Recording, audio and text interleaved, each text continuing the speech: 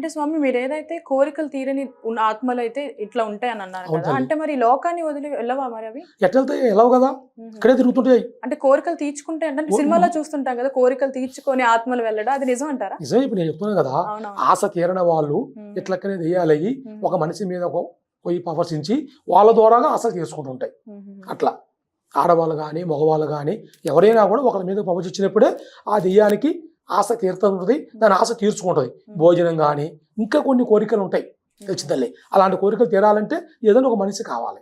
అది ఆడవాళ్ళు కానీ మగవాళ్ళు కానీ అట్లా ఉన్నోళ్ళు ఇప్పుడు ప్రపంచంలో చాలా మంది నా కాడికి కూడా వస్తారు. ఎంతో మంది వస్తారు నా కాడికి.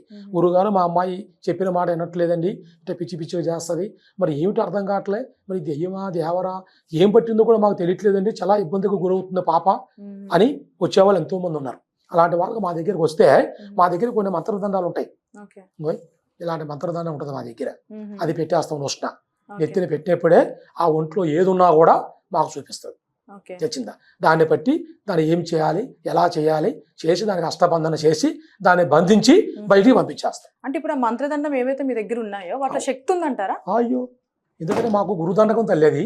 ఎందుకంటే మాకు గురుదేవత, మాకు కొండ దేవత దగ్గర మా గురువులు మాకు ఇచ్చిన దండకం అది. తెచ్చిందా అది ఎంత లావు శక్తి అయినా కూడా బయటకు వచ్చేస్తుంది దాన్ని. తెచ్చిందా అంటే అది దైవ శక్తా లేదంటే అది మాకు కొన్ని శక్తులు దాన్ని తయారు చేసి కొన్ని దుష్ట శక్తులకి అది బాగా పనిచేస్తుంది. అది నొష్ట పెట్టినప్పుడే ఆ అంజనం రాసి దాని మీద రాసి నొష్ట పెట్టేప్పుడే ఆ ఒంట్లో ఏమైనా ప్రభావం ఉందా, గాలి ప్రభావం కానీ చెడు ప్రభావం కానీ ఏమైనా ఉంటే మాకు తెలిసిపోద్ది. దాన్ని బట్టి ఏం చేయాలి ఎలా చేయాలని మేము చేస్తాం. అంటే ఇప్పుడు నేనైతే దేవుణ్ణి నమ్ముతా కానీ దెయ్యాన్ని నమ్మను. ఇట్లా చాలా మంది ఉంటారు, దెయ్యం ఉందా అసలు దెయ్యం లేదు అంటారు. అలాంటి వాళ్ళకి ఏం చెప్తారు? నిజం అంటారా? ఎవరు దేవుని నమ్ముతారు కానీ దెయ్యాన్ని ఎవరు నమ్మరు. అవును. ఎందుకంటే నేను ఇప్పటివరకు ఎవరు ఏమంటారంటే నేను చూడలేదు, నేను నమ్మను అంటారు. ఇప్పుడు ఎందుకంటే ప్రతి ఒక్కరు 100% దేవుడే నమ్ముతారు. ఎవరైనా దెయ్యం ఉందని ఎవరు నమ్మరు, కానీ ఆ ప్రాబ్లం ఉన్న వాళ్ళకే తెలుస్తుంది ఆ భయం. ఇప్పుడు ఆ కష్టం అనుభవించే వాళ్ళకి తెలుస్తుందంట, లేని వాళ్ళకి తెలియదుగా తల్లి. అనుభవించిన వాళ్ళకే తెలుస్తుంది, అమ్మో దెయ్యాలు ఉన్నాయి ఉండబట్టే మాకు ఈ ప్రాబ్లం జరుగుతుంది, మా ఆమెకి ఎట్టుంది, మా పాపకి ఎట్టుంది, కుటుంబంలో ఇలా జరుగుతుంది అని తెలుస్తుంది. లేని వాళ్ళకి తెలియదు కదా, వాళ్ళు నమ్మరుగా, వాళ్ళు నమ్మమని మనం చెప్పాల్సిన అవసరం మనకు లేదుగా. అట్లా ఉన్న వాళ్ళే కష్టపడ్డ వాళ్ళకి తెలుస్తుంది. అట్లా గురుగారు అట్లానే ముందు నేను చెప్పినట్టు చేతబడి వశీకరణ అంటారు కదా, ముఖ్యంగా యువతులు ఏంటి అంటే లవ్ లో ఫెయిల్యూర్ అయ్యా ఆ పిల్ల నాకు కావాలేదంటే అబ్బాయి నాకు కావాలని వశీకరణ చేద్దాం అనుకుంటారు. అట్లాంటి వాళ్ళు ఎవరన్నా మీ దగ్గరికి వచ్చారా? వస్తారు, చాలా మంది వస్తారు. ఎందుకంటే ప్రేమించిన వాళ్ళు మాకు దక్కట్లేదు గురువుగారు, మాకు అమ్మాయి కావాలి, అమ్మాయి లేకపోతే నేను చచ్చిపోతా, నాకు ఎన్ని రోజులు నాతో మంచిగా మాట్లాడింది, 3-4 సంవత్సరాలు నాతో ఉంది, ఇప్పుడు నన్ను పక్కన పెట్టేసింది, నా నెంబర్ బ్యాక్ లిస్ట్లో పెట్టింది, నాతో మాట్లాడట్లే, అసలు అమ్మాయి లేకపోతే నాకు పిచ్చోని అయిపోతున్నా అని అనేవాళ్ళు చాలా మంది వస్తారు. కానీ దాన్ని మనం పరిశీలిస్తాం. ఎందుకంటే ఆ బాబు అన్న దాంట్లో న్యాయం ఉందా లేదా. ఎందుకంటే అమ్మాయికి ఇష్టం లేనప్పుడు మనం ఇష్టపడి రావాలంటే రాకూడదు, అది కరెక్ట్ కాదు కదా తల్లి. అలాంటి నేను చేయను. ఆమె కూడా ఇష్టం ఉండాలా, ఆమెకు ఇష్టం ఉండాలి, వాళ్ళ పెద్దలకు ఇష్టం ఉండాలి. మనం ఒక్క ఇష్టంతోనే మనం చేస్తే మనం నేర్చుకునే విద్యకి ద్రోహం చేసిన వాళ్ళు అవుతాం. అలా చేయను నేను. కానీ వస్తారు, చెబుతా నేను అది కరెక్ట్ కాదయ్యా, అలా చేసుకోకూడదు, ఆమె కూడా ఇష్టం ఉండాలి, ఏదో వాళ్ళ అమ్మా నాన్నతో సంప్రదించండి, వాళ్ళకి అడగండి, వాళ్ళ ఇష్టాంతో చేసుకోవాలి తప్ప బలవంతంగా మనం ఏదో చేసి ఆమె మనసు మార్చి నీకు పెళ్లి చేస్తే అది ఎన్ని రోజులు ఉంటుంది, అది కరెక్ట్ కాదు కదా. అలాంటి నేను చేయను. అంటే ఇప్పుడు ఆ వశీకరణ పోతే మళ్ళీ ఇష్టం పోయింది అంటారా? అంతేగా.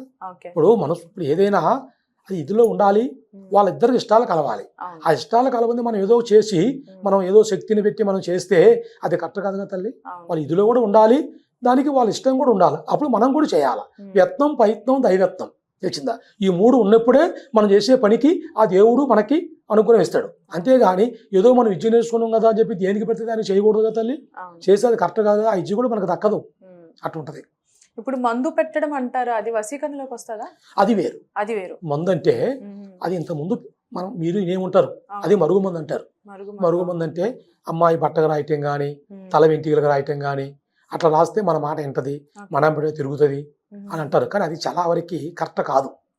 అది నేనైతే చేయను. అది ఆ మందు విషయం అది నేను చేయను, అలాంటిది నేను పెట్టను, నాకు తెలియదు. కానీ చాలా మంది చెబుతారు, మీరు అన్నట్టుగా వచ్చి అడుగుతారు నన్ను, మందు ఇట్లా ఉన్నా నాకు ఆ మందుల మీద తెలియదండి, అది నేను చేయను చెప్తా. అది ఇప్పుడు చేతబడి చేయడం అంటే సినిమాలో మనం చూసినట్టు ఒక బొమ్మని తీసుకొచ్చి అట్లాంటి నిజంగా చేస్తారా చేతబడి చేసేటప్పుడు? చేతబడి అంటే అమ్మా ఇప్పుడు నువ్వు అన్నదే కరెక్టే. చేతబడి గురించి చాలా మంది ఇబ్బంది పడుతున్నారు. ఎందుకు చేత ఇప్పుడు ప్రపంచం మొత్తం ఆంధ్ర కానీ తెలంగాణ కానీ ఎక్కడైనా కూడా ప్రతి ఒక్కరు చేతపడి అంటే ఎవరు చేయలేరు. మరి మీరు అనుకున్నట్టుగా ప్రతి ఒక్కరికి సాధ్యపడదు. ఓకే. అది నేర్చుకున్న వాళ్ళు కొంతమంది ఎక్కడో ఉంటారు, అందరికి వల్ల కాదు, అందరు కూడా చేయలేరు. అది ఎవరో విద్యలు చేసుకున్న వాళ్ళు, పెద్ద పెద్ద గురువులు, అఘోరాలు, శక్తులు తెలిసిన వాళ్ళు, అమావాస్య, పౌర్ణమి అలాంటి టయాలలో శ్మశానంలో కూర్చొని కొన్ని విద్యలు నేర్చుకుంటే వాళ్ళ వల్లే సాధ్యపడుతుంది. కానీ ప్రతి ఒక్క స్వామి నేను చేస్తా చేతపడి అని అంటారు, అవన్నీ నమ్మకం కూడదు. కానీ చేతపడే మాట ఉన్నది, ఉన్నమాట నిజం. ఎందుకంటే ఇప్పుడు దాన్ని బట్టి ఎంతో మంది బాధపడుతున్నారు, బాధిత అవుతున్నారు, చేతపడి చేసినని అనుమానం వాళ్ళకి.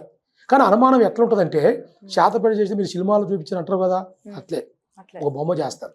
బొమ్మ చేసి ఆ బొమ్మని పడుకోబెట్టి దాని మీద సూదులతో గుచ్చుతుంటారు, కాలుకి, చేతులకి, నొష్న, ఎదలో అటు తల మీద గుచ్చినప్పుడు అక్కడ సూదులతో గుచ్చినట్టుగా అనిపిస్తుంది వాళ్ళకి అనిపిస్తుంది. అక్కడ వాళ్ళు అక్కడ చేస్తుంటారు కదా, వాళ్ళు చేసినప్పుడు వీళ్ళ ఒంట్లో కూడా సూదులు గుచ్చుకున్నట్టుగా అనిపిస్తుంది.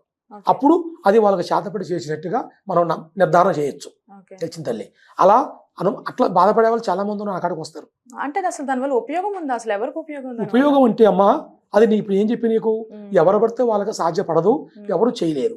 అది చేపించే వాళ్ళు ఎవరంటే బాగా వాళ్ళకి గొడవలు ఉంటాయి, వాళ్ళకి సమస్యలు ఉంటాయి, వాళ్ళ ఎదుగుదల ఇలాగ వారవక అన్నదమ్ములు ఉంటారు, పాలి వాళ్ళు ఉంటారు, సంబంధించిన వాళ్ళు ఉంటారు, బంధువులు ఉంటారు, వీళ్ళు బాగా ఎదుగుతున్నారు, వీళ్ళు ఎదగకూడదు, వీళ్ళ భంగం చేయాలా, వీళ్ళ మనశ్శాంతి చేయాలా అన్న అలాంటి వాళ్ళే ఇలాంటి శక్తులు పెట్టి చేపిస్తారు.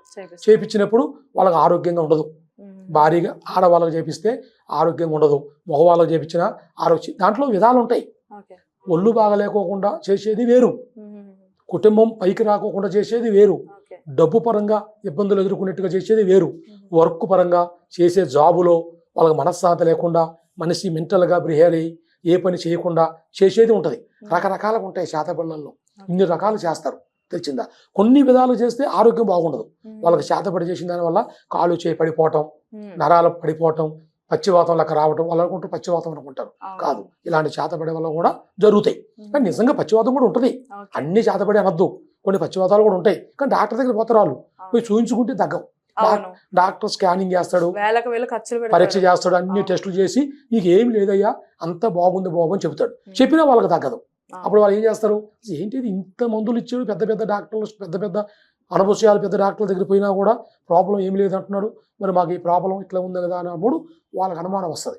ఎందుకు అలా జరుగుతుందా అన్నప్పుడు వాళ్ళ ఒంట్లో ఇలాంటి ప్రాబ్లాలు ఉంటే అలా జరుగుతాయి. అప్పుడు ఏదైనా ఒక మంచి గురువు, మంచి తెలిసిన స్వామీజీ ఎవరన్నా అట్లా వెళ్ళినప్పుడు దాని మీద చూస్తారు వాళ్ళు, అది ఉందా లేదా చూసినప్పుడు తెలిసిపోద్ది.